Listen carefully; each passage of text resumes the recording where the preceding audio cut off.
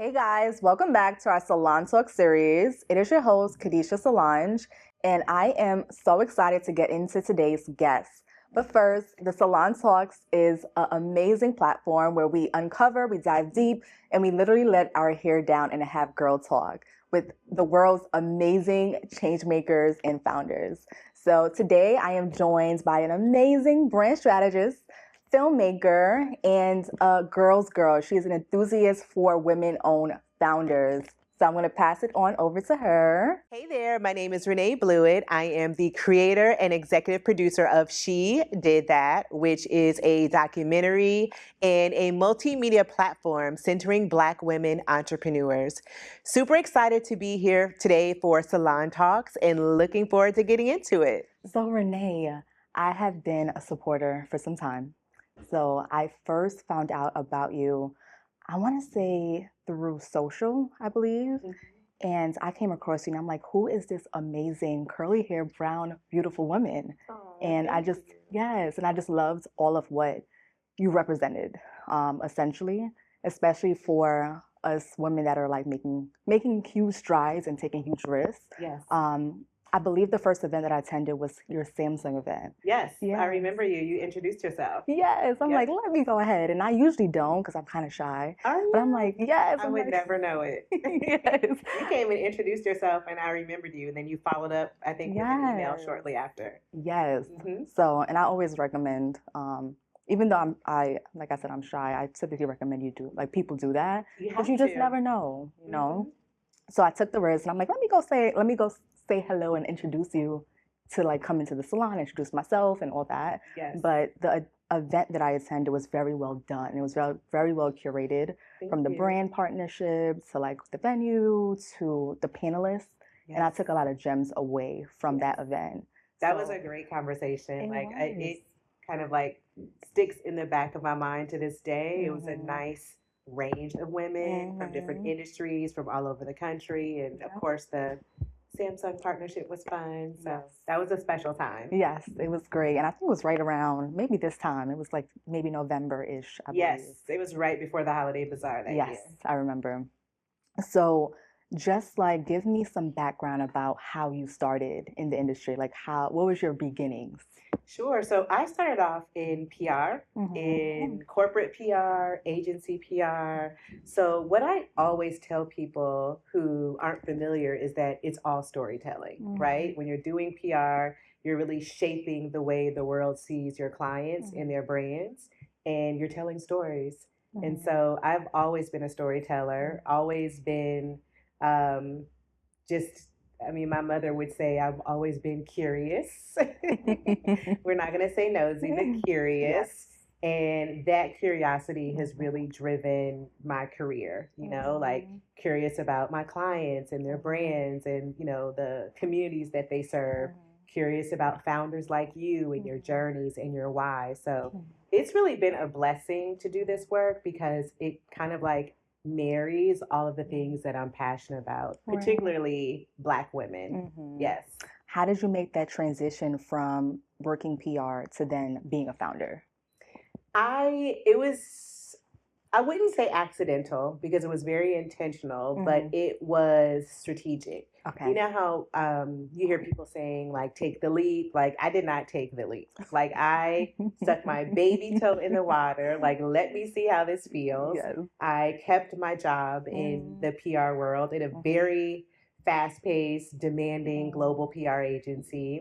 And I was moonlighting and I was picking up clients, starting with beauty brands. And that is when I fell in love with PR again. So I was able to leave that job and start my own PR consultancy, focusing on Black women owned businesses or brands that were targeting and speaking to Black women. That was a time. I loved the work. It felt like, just imagine planning events and initiatives that are for us. Right. And it just felt so good. And I was like, okay, this is my sweet spot. This is what I want to focus on. So in doing that work, small business owners are wearing a million hats at once. Yeah. And Solopreneurs yes, sometimes. Yeah. exactly. Most of us are. And so in doing that work, I got very close to a lot of my clients, and kind of became like a therapist a little bit because it's such a unique journey that you're taking. And so I was a PR person slash small business therapist, and I really got to see up close and personal how unique our roles are and our journeys are. And not just from like the obstacles that we hear about every day, but just the opportunities that we have as Black women who are literally turning water into wine. Literally. Yes. Yeah. So that inspired the launch of my blog, In Her Shoes. Did that for over a decade, writing about Black women entrepreneurs during a time where most of the blogosphere was focused on fashion, gossip, style, sports, entertainment. And that led to just even more curiosity about what we do, more appreciation for what we do. And that is what inspired my first film, She Did That. Oh, you are so, like, you touched on it when you said, like, we are like solopreneurs. We do a lot of things. We wear a lot of hats. Yes. Just I can completely resonate in my world as well. And also being a therapist. Yes. Yeah. In the salon world, as you know, we have a very intimate experience with our clients. Oh, yes. So we're like built-in therapists all in one. Absolutely. Hair is very, first of all, trusting someone to do your hair is another level of trust. It's not as simple as like getting your nails done or, I agree. The salon industry is so unique. Yes. If you're in someone's hair, like you are in their personal space, and hair for Black women is such a sensitive topic for so many reasons. So there's a trust that's being built. So I think it's natural that you probably are hearing about every aspect of your clients' lives. Yes, all the things. So when it came to like storytelling and film production, how did you get into the She Did That film? Yes. So at the time, and still, like I love watching documentaries. I don't watch a lot of just like regular movies. Like my friends joke with me, like if they're referencing a movie, I'm like, I don't know it, but like we could talk about a documentary. Yeah. And so in doing that, I watched a lot of films about like startup stories, and I noticed that even though Black women are still the fastest growing segment of entrepreneurs in this country, we weren't like the focus in those startup stories. So we were almost like sprinkled in, like an afterthought. But with all the work I've been doing in this space, I knew that we deserved our own film that really centered us in our unique journeys as founders. And it's so necessary, it's so needed, Yes. So when it came to like the work that you did in PR and building up to the film and like the work that you're doing now, how relevant was that work? Like how much of a seed did it plant to like water what you're doing like right now? Oh my gosh, I say it all the time. My PR career continues to be the gift that keeps on giving. I would not have been able to secure my brand partnerships. Like when I came up with the concept for the film, I, with my own two hands, put together the deck, and this is before ChatGPT. To be clear. So it's a lot of talent and knowledge in that. Time, effort, strategy, creativity, put together the deck, just kind of sharing the vision for the film, thinking of ways that brands could be integrated in a way that was true to my style of storytelling, that didn't feel, like brand soup. You know how sometimes you watch a movie and you see the product placement, like it's like in your face.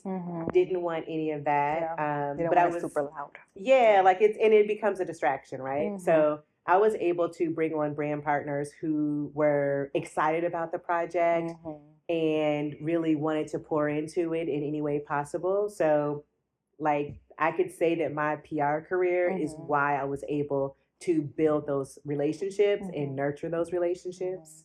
And speaking of relationships, a lot of those contacts for those clients and those brand partners were people that I've worked with before. Like, because you just never know where people go. So I say it all the time, especially when I'm speaking to like younger professionals.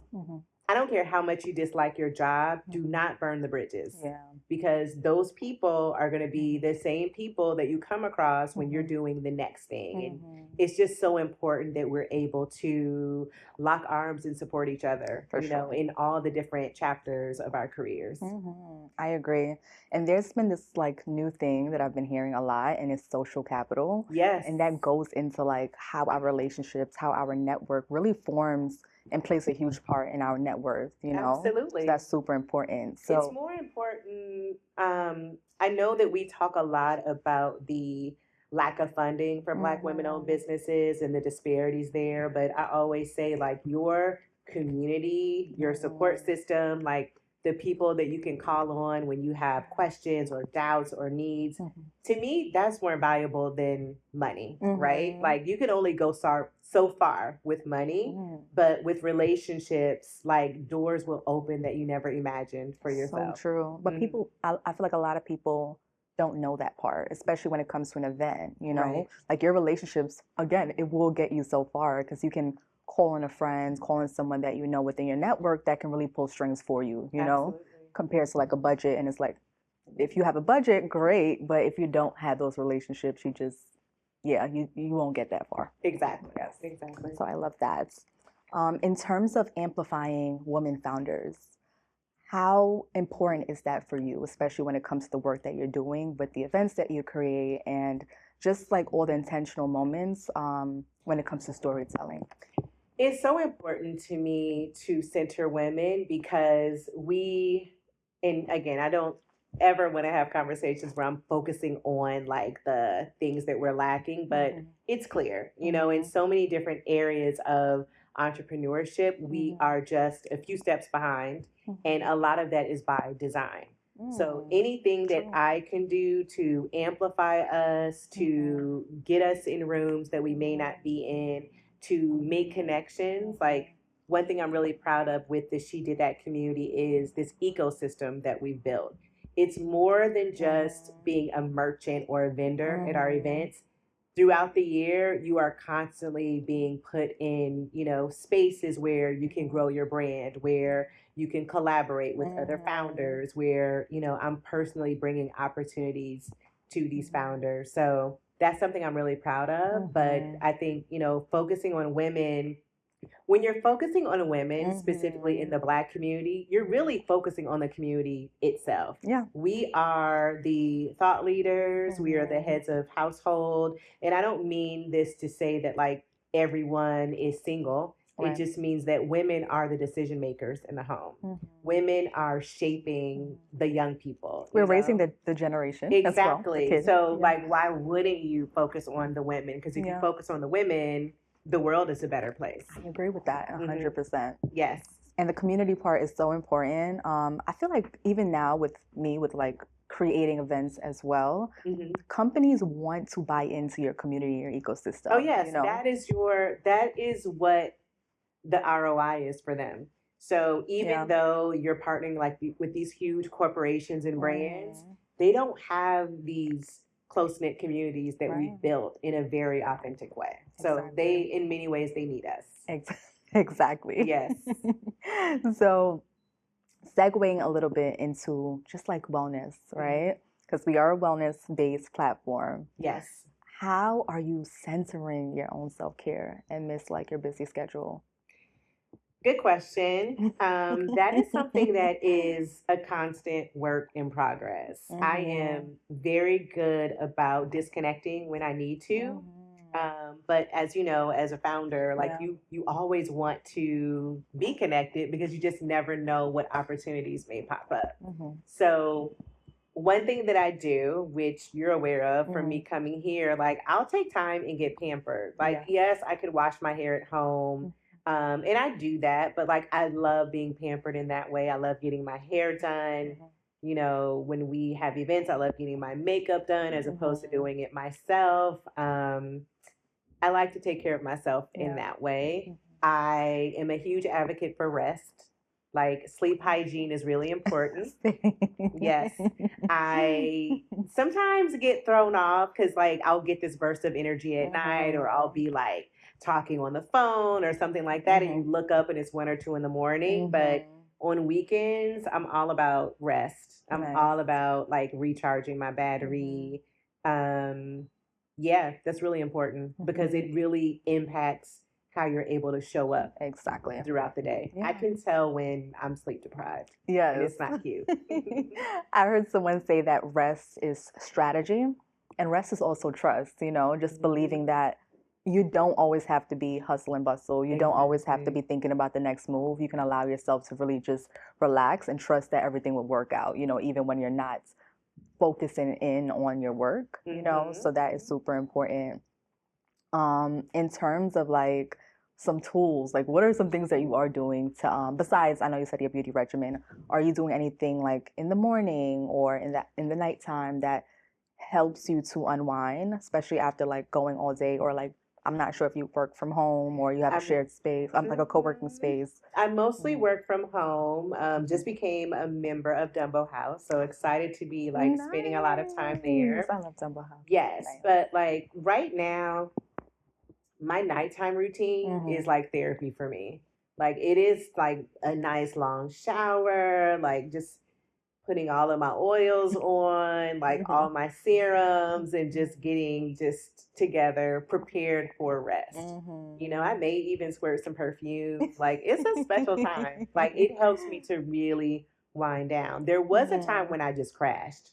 Like I would look up and I'd be, you know, working and then I'd doze off and, you know, it's 2 or 3 in the morning and the lights are still on. It's like that life is behind me. Like I cannot do that. Like it's just too stressful because what happens is your sleep is broken. When you wake up and you're disoriented, now you're like wide awake. Can't do it. And you're going into the next day like groggy and just not ready to take on the next day's task, you know? Exactly. That is crazy. Just I recollecting my thoughts. Yeah, you can edit all this out. I want as far as like that boundary that you set, right? Especially on the weekends, you say that you take some time like to yourself. How are you able to like translate that? Because I know you worked corporate and 9 to 5. Like, how did you create that strict boundary for yourself?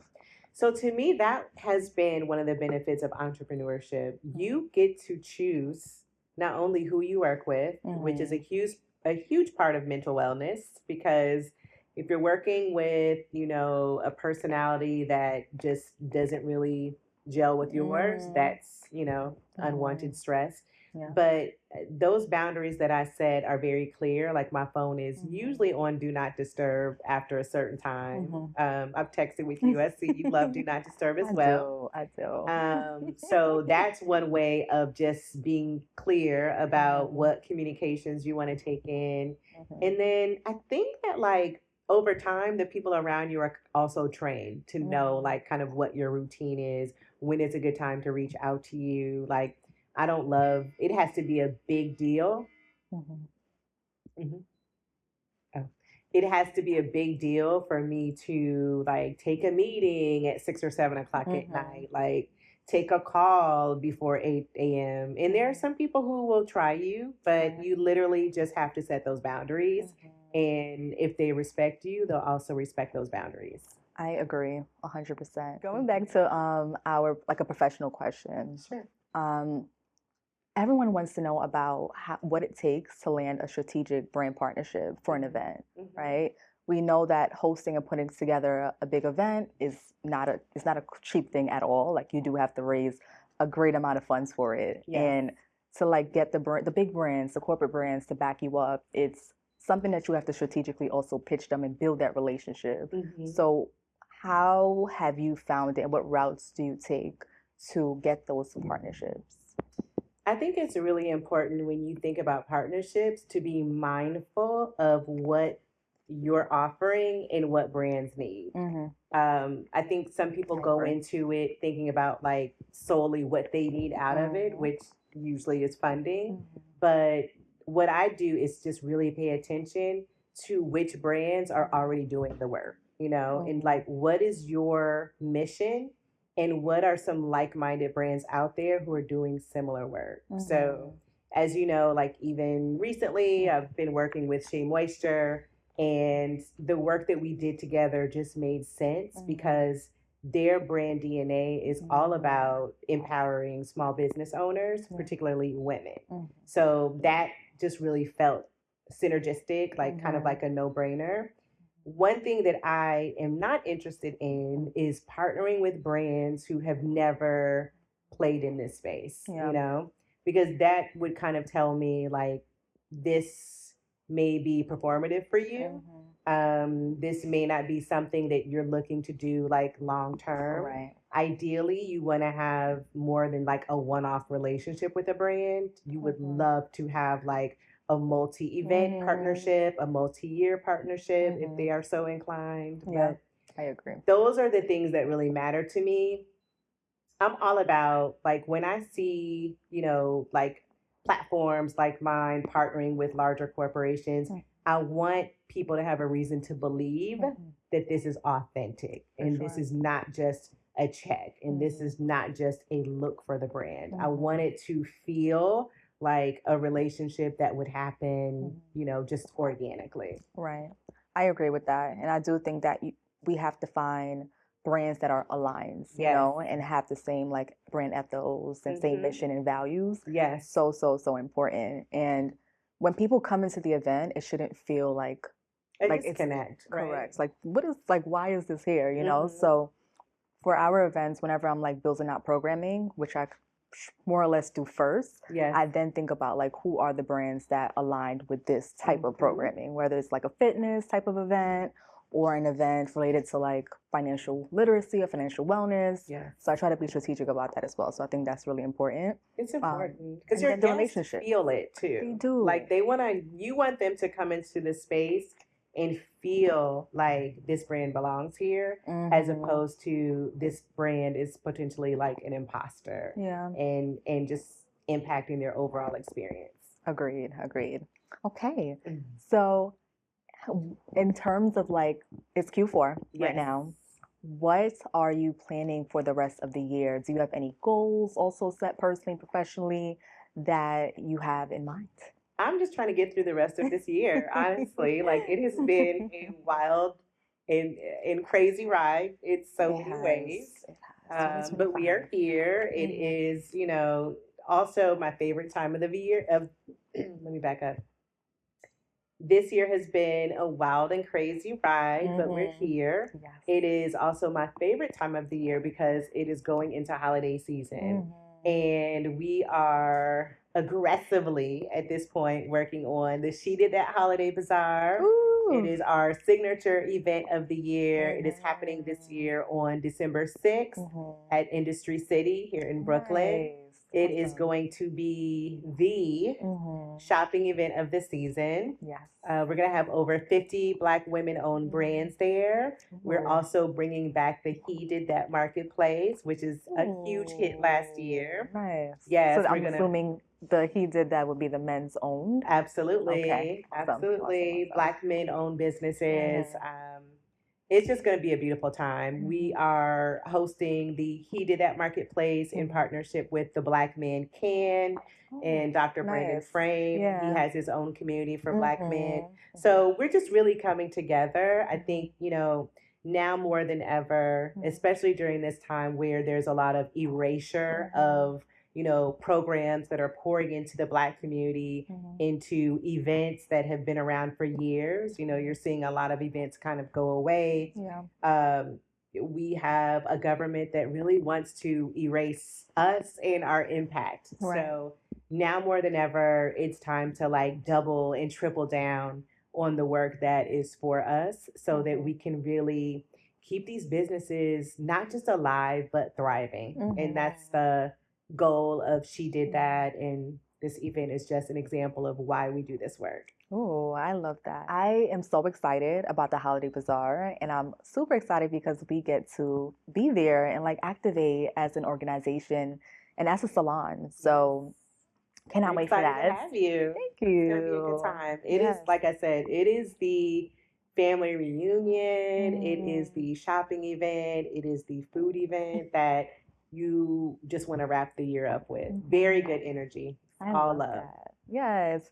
And what can like guests expect I guess, like in terms of like the programming on the Renae show for the day? Well, they can expect, I mean, it's pretty simple. It's shopping, but they can come in and expect a very beautifully and thoughtfully curated presentation of Black women owned businesses. We are just so proud of all the small businesses and how they show up. And I personally like handpick everyone who's going to be in the room. So it's not even just about like their product offerings, but it's about the founder herself and how she would fit into this community and how she would be an active part of the community, right? Because you have some people who may do events like this and it's like, okay, I do this and then I go on about my life, you know, until next year this time.